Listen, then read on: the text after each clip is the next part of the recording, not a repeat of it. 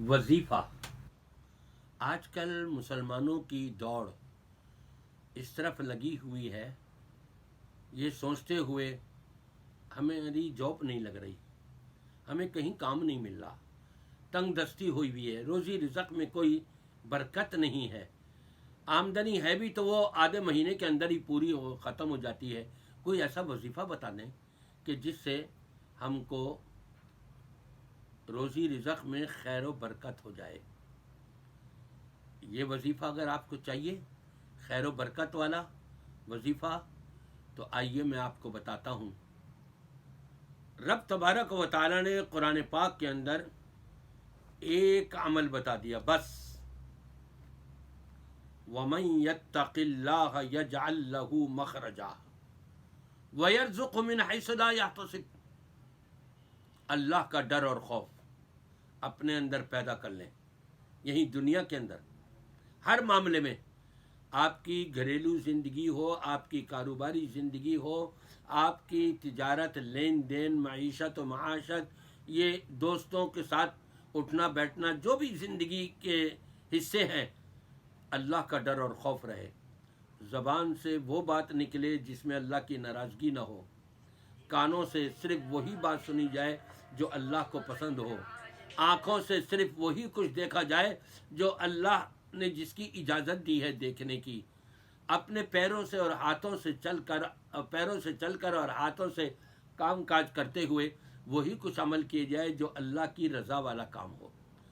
یہ ہے اللہ کا ڈر اور خوف۔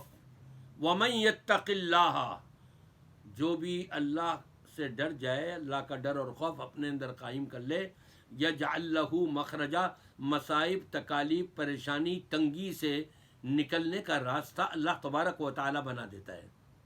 وَيَرْزُقْ مِنْ حَيْثُ لَا يَحْتَسِبُ، اور ایسی جگہ سے اس کو روزی رزق میں ایسی برکت دے گا، اس کے شان و گمان میں بھی نہیں ہوگا کہ مجھے یہاں سے بھی مل سکتی تھی روزی، یہاں سے بھی، میرے تو تصور میں بھی نہیں تھا، تصور میں بھی نہیں ہوگا۔ اور رب تبارک و تعالی روزی رزق اتنی عطا فرمائے گا، اتنی عطا فرمائے گا کہ حیران ہو جائے گا۔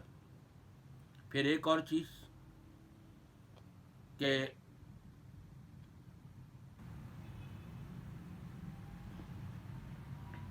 فَقُلْتُ اسْتَغْفِرُوا رَبَّكُمْ إِنَّهُ كَانَ غَفَّارًا، قرآن پاک ہے، نبی کے ذریعے سے کہلوا دیا۔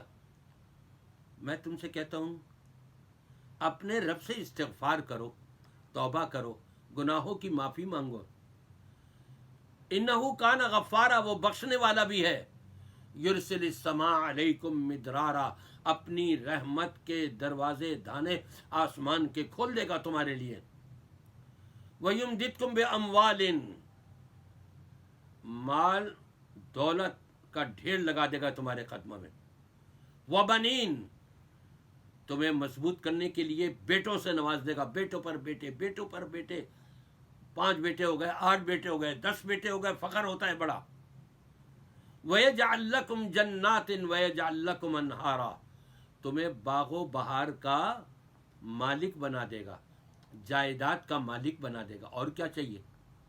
اللہ کا ڈر اور خوف اپنے اندر رکھیں، اور تقوی پرہیزگاری کو اپناتے ہوئے، اختیار کرتے ہوئے اللہ سے توبہ اور استغفار ہمیشہ کرتے رہیں۔